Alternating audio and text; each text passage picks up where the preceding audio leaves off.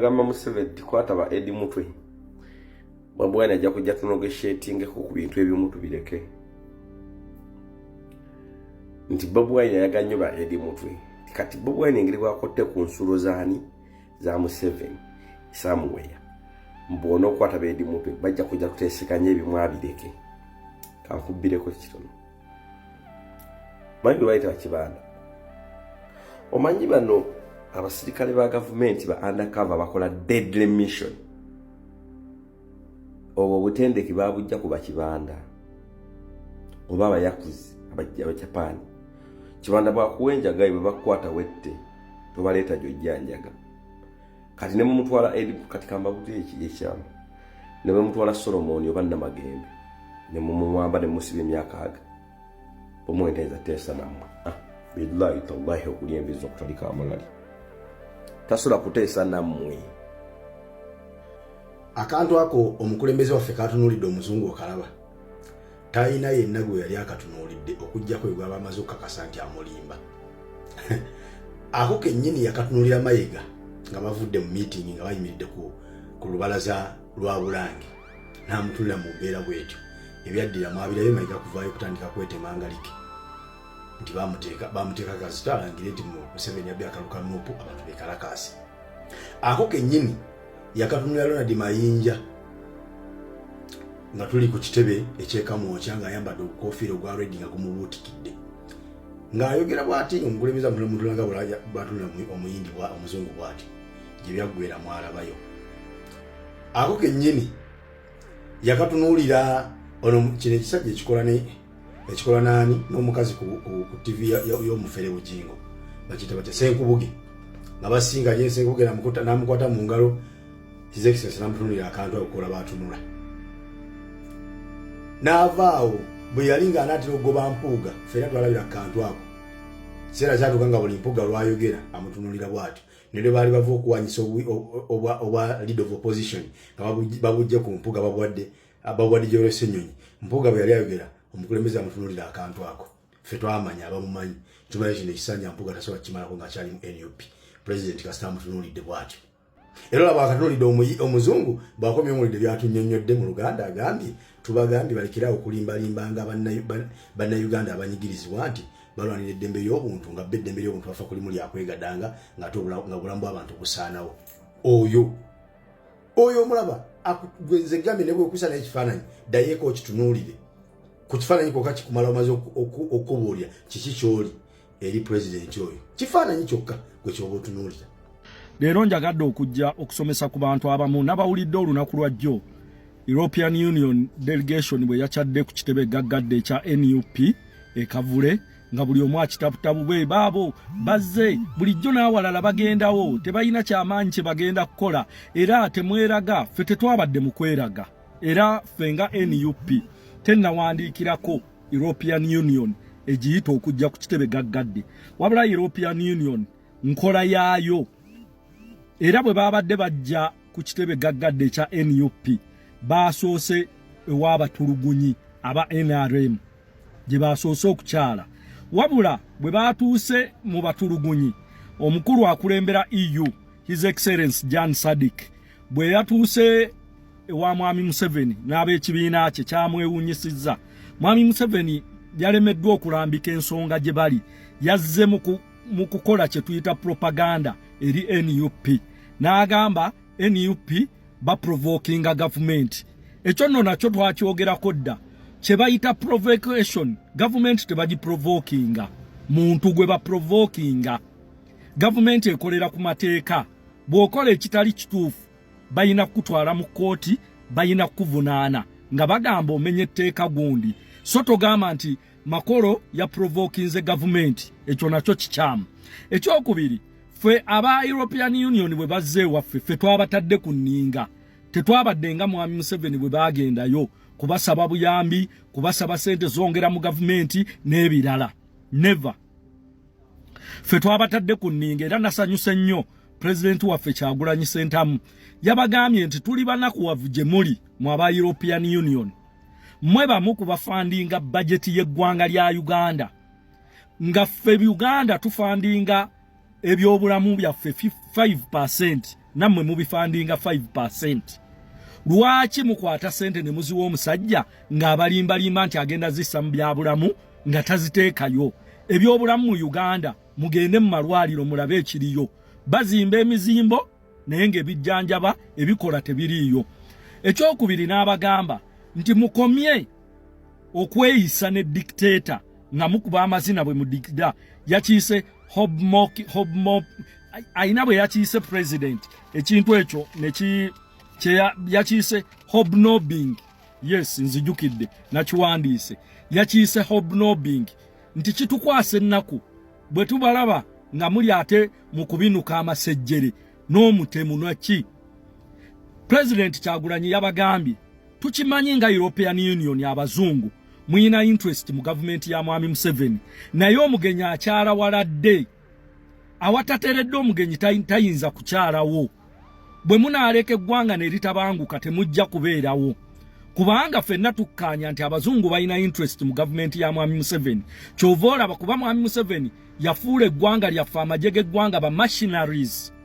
Kyova olaba bw'osanga Congo nga balwanira ku side ya M23, bw'osanga Central African Republic, bw'osanga Somalia. Kati ezo sente zivaayo abazungu mu ebyo byakola bafunamu. Kuba abazungu mukimanyi Somalia yali yabalema. Kati bwe basindikayo Mwami Museveni abakolera omulimu, interest zaabwe ziba zikola ki? Zituukirira. Fenno kye twakoze era President Kyagulanyi, Leader of Opposition, Secretary General Mukulu Lewis Lubongo n'abakulembeze abalala batadde EU ku nninga ne bagigamba ffe tetwagala mutuwe buyambi, naye mukomye okwekkiriranya ne dictator. Mukomye ku kumuwa funding kuba tukanya bulungi ti government z'abazungu abo bebamu kuba fundinga budget yaffe. Ne babagamba President Kyagulanyi yabagambye sente ze mumuwa okukola byayina okukola okutuukiriza service mu bantu zaakozesa okutukola ki? Okututulugunya.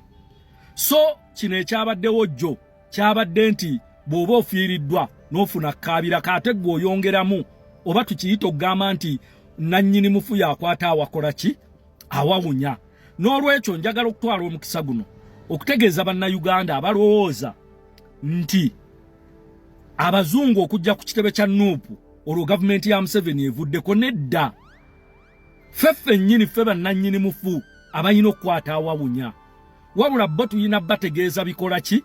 Bigenda mu maaso babeere nga babimanyi, tubabuulire obwannaatagambwako obwa mutabani wa Museveni CDF Muhoozi bwakozesa. Era ndowooza bwe twabagambyeko ku bintu ebyo ndowooza batandikiddewo, kuba nalabye tiimu ya Museveni ya Muhoozi evaayo etandise okwegaana Twitter egamba waliwo omuvubuka ahandolinga Twitter ya Muhoozi alabika yawandiika ebyo. So ffe ekirala kye twabasabye bakole enkola eri mu America wadde teri mu European Union, naye balina etteeka baliyita Magnitsky Law. Magnitsky Law ekwata ku bakulembeze bannantagambwako nga mu nsi zaabwe ekkooti tezikyasobola bagambako. Nga bw'olaba abalamuzi ba wano bwe beeyisa ne bakuleetera omulwadde nga Eddie Mutwe ng'aleenya agenda kufa, ne bamusimba mu maaso g'omulamuzi Kayiza Abdallah Swaba munnange n'agamba agende prison etali ddagala. Kuba ekisooka Eddie Mutwe ne bw'aba abadde alina omusango takyaguyina, mwamuwadde ekibonerezo, you tortured him. Ekyo mu mateeka tekikkirizibwa, naye olw'okuba tuli mu kkooti ezitaliimu mu nsi etaliimu mateeka, abalamuzi bakola in the interest of dictator Museveni and his son, ekyo tebasobola kiraba. Kati ffe kino kye twakoze twabajjukiza ne tubagamba mweyambise etteeka lya Magnitsky Law eri kwa America lyekozesa ti wadde eyinza okuba tejja kusobola kukwata ekuyisaako ekiwandiiko tokyasobola kwetaaya mu nsi. Bw'emala ekiwandiiko ekyo ne bakusaako sanctions n'ebyobugagga byo mu nsi ze America zeekolagana nazo. Kati nabo ne tubagamba nti musobola okufunawo kye bayita action based diplomacy. action based diplomacy yetya nti tusobola okusaako ekintu nja kuwa ekyokulabirako nti nyinza okuba sikyayagala kukolagana naawe ne sikiraga mu lujjudde naye nga sikyakusisinkana ne bwonkubira essimu siriplyinga ne bwowereza whatsapp siriplyinga eyo gye tuyita action based diplomacy. Kati mwabatamanyi mwalowoozezza nti mulowooza olw'okuba abazungu bazze ku kitebe mugjeeko Museveni. Yes, it's a process. Okujjako dictator is a process gye tuyitamu. Era President Kyagulanyi abamanyi President Kyagulanyi ayina oluuso lwakuba omuntu sebo President oluuso nze lw'olulina nkuba olwo siridda wooli kuba lulina message buli gwalukubya ategedde ansa yalwo. Wamulabye ng'atunuulira abazungu agenda n'azinga emikono n'akukola ati ng'akukeneka. Kati yabalabye nti abazungu bano wadde bazze wano naye si 10 ku 10 nti bannaffe. Wabula tuteekeddwa babuulira message bagifune n'okkomya okufandinga dictatorship regime. Ekirala abazungu abo kye bansanyuddeko baasanyukidde era mu kwogera kwabwe beebazizza leadership ya NUP in general. Bwe bagambye tubeewuunyizza nnyo okubanga you are organized at this level. Muyina ekitebe, muyina offices eziri organized, kuba babalambuza office ya chairman wa Kunga, office ya SG, office ya deputy president, office ya gundi ne tubalaga ba deputy president betuyina bitundu ebyenjawulo. European Union omukulu Jan Sadek yasiimye n'agamba nti you are very organized. Your team is very, very organized. Kati oba kireka wabana abagamba nti NUP byekola tebimanyi tujja bakakasa nti NUP ejja proving wrong.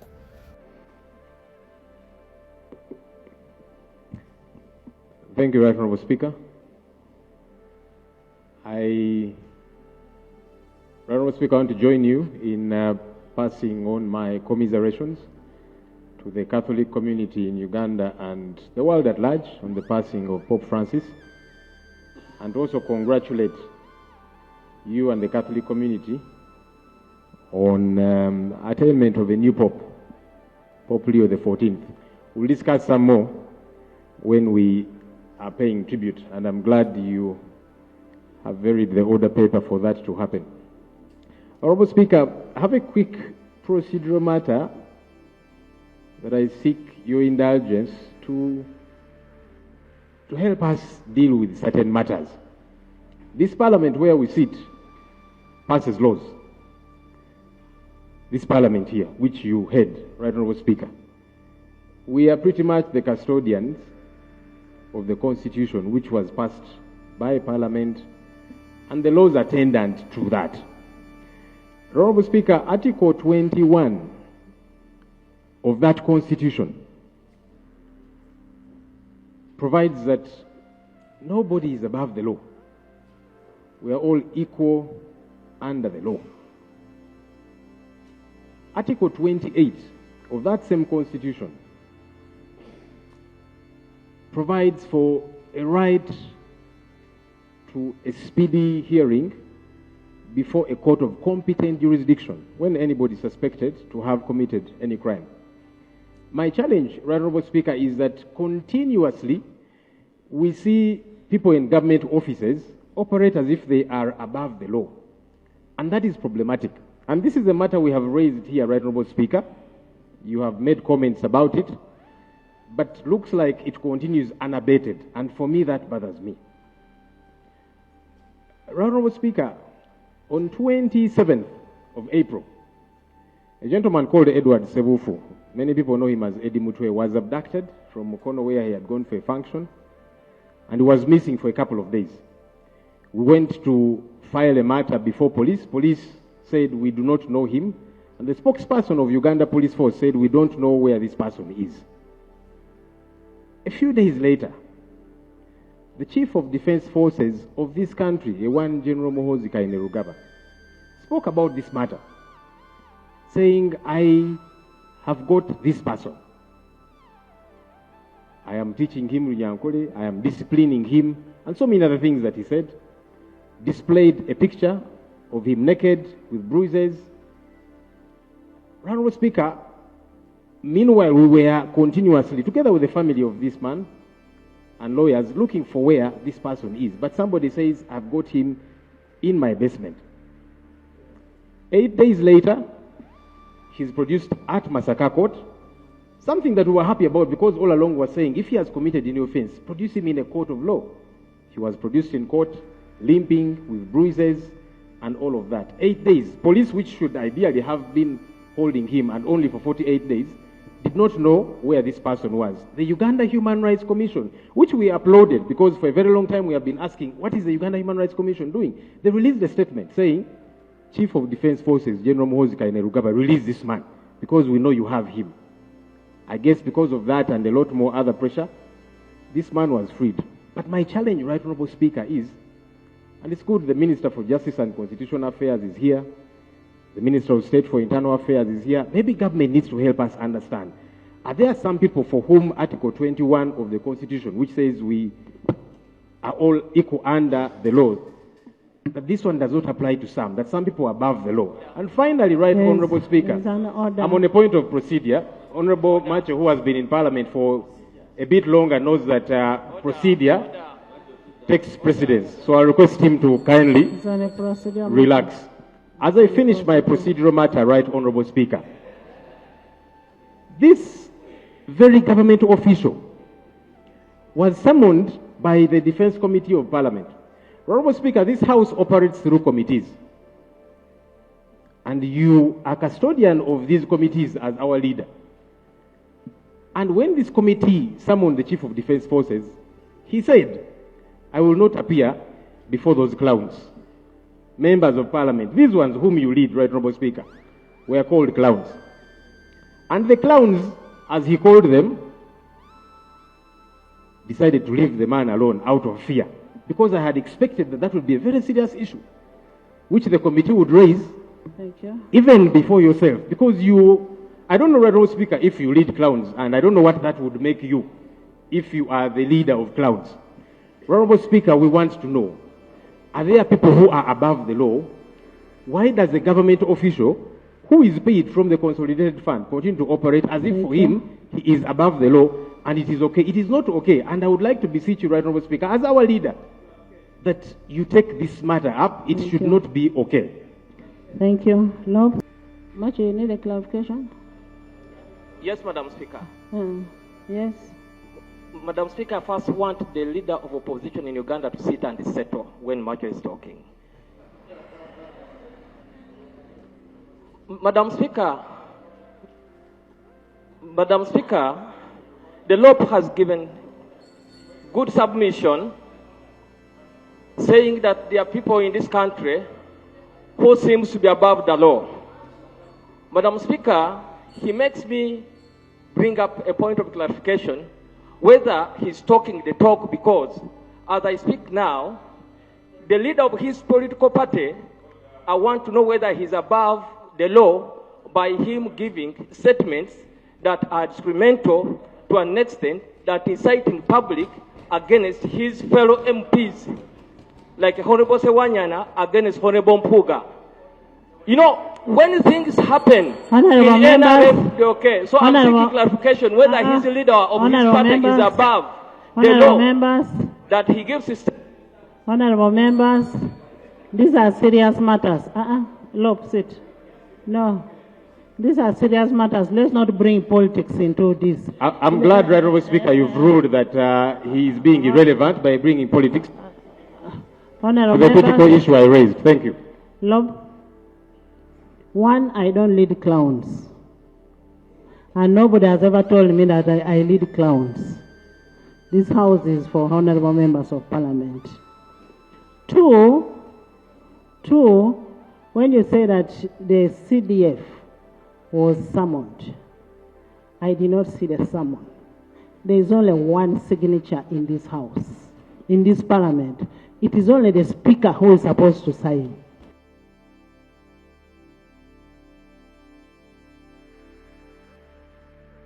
abalungi abatuwuliriza era abatulaba olunaku olwaleero tukyaddeko ewa Sheikh Ashraf Dembe. Sebo sanyusa okubalaba. Amannya agange Yeze Sheikh Ashraf Dembe akola ku bizibu by'enjawulo. Omuntu singa aba alina ebirwadde musomereddwa tumwa amazzi ga lukuya nga bw'obadde ogalaba tugenda abantu ku kyoto ne twokya emizimu emibi egibabaamu n'okulomba edduwa abantu singa abeera ng'ali wano atuuse sobola okumulombera edduwa ne waba atatuuse nga mpadde amannya ge naye ng'ali wala neetaaze ennamba yange yeeno eri 07 01 76 37 11 nammwe bannyinaffe abali ebweru oyagala okuba nti oyagala okulombera ku dduwa ng'olina ebizibu viza zibuze amaka gakolongotana sente zikola zimpita mu ngalo ojja kumpeereza ekifaananyi kyo n'amannya go ebyo byokka bijja kummala nja kukulombera edduwa ojja kutereera olunaku olusembayo mu mwezi mba n'edduwa eyawamu ffenna n'abalwadde bange abakadde n'abapya. Salaamu alaikum warahmatullahi wabarakatuh.